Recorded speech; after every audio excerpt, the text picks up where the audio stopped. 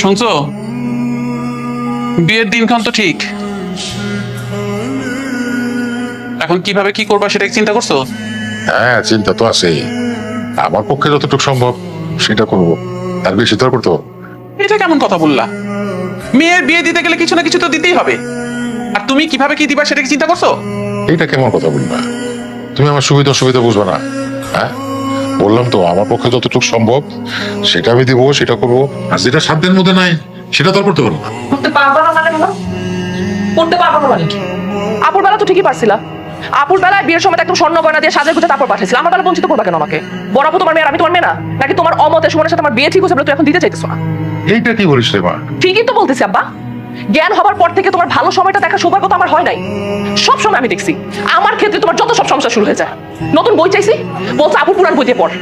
School ড্রেসের ক্ষেত্রে তুমি সেম কাজ করছো, আপু পুরান স্কুল ড্রেস পরে আমি স্কুল করছি। নতুন কোনো জিনিস পাইতে কেমন লাগে আব্বা আমি জানি না, নতুন কিছু কেমন দেখতে হয় সেটা পর্যন্ত আমি জানি না। অভাব আর দুঃখের গল্প শুনতে শুনতে সুখ জিনিসটা কেমন হয়, পৃথিবীতে সুখ জিনিসটা কেমন সেটাই তো আমি কখনো দেখি নাই আব্বা। আমি ভাবছিলাম কি জানো, বিদায়ের সব অন্তত বাবা তার মেয়েকে সুন্দর করে সাজিয়ে গুজে তারপর পাঠাবে, কিন্তু আফসোস তুমি সেটা পর্যন্ত পারতেছো না।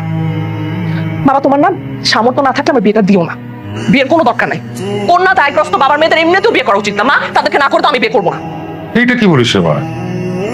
আমি কি চাই না আমার মেয়েটার ভালোভাবে বিয়ে হোক, কিন্তু ব্যবসা বাণিজ্য টাকা পয়সা সব হারায় আমি এখন নিঃস্ব। আমার স্বাদ আছে কিন্তু সাধ্য তো নাই। আসলে তোমার ইচ্ছা নেই বাবা, স্পষ্ট ভাবে বলো না।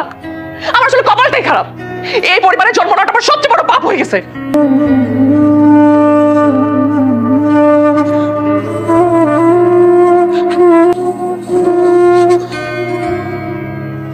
মানে কান্দিস না, আমার পক্ষে যতটুকু সম্ভব আমি করবো।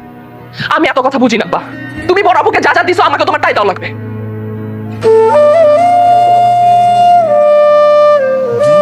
মানে শোন, তো ঠিক আছে, মেয়ে হিসেবে তুই চাইতেই পারিস, কিন্তু আমার দিকটা দেখবি না।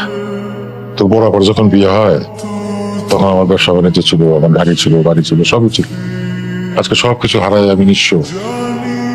একটা ছোট চাকরি করি, যে বেতন পাই এদের তো সংসারই। আমি এত কথা শুনতে চাই না আব্বা। তুমি বড় পরে যা যা দিছো আমাকে তাই দিবা, কিভাবে দিবা কেমনে দিবা আমি জানি না।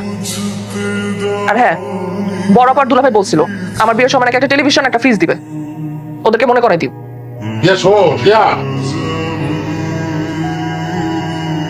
এই, তুমি ওর একটু বোঝাও না। আমি ওরে কি বুঝাবো? আমি ওকে বোঝাতে পারবো না। ও যা বলছে ঠিকই তো বলছে।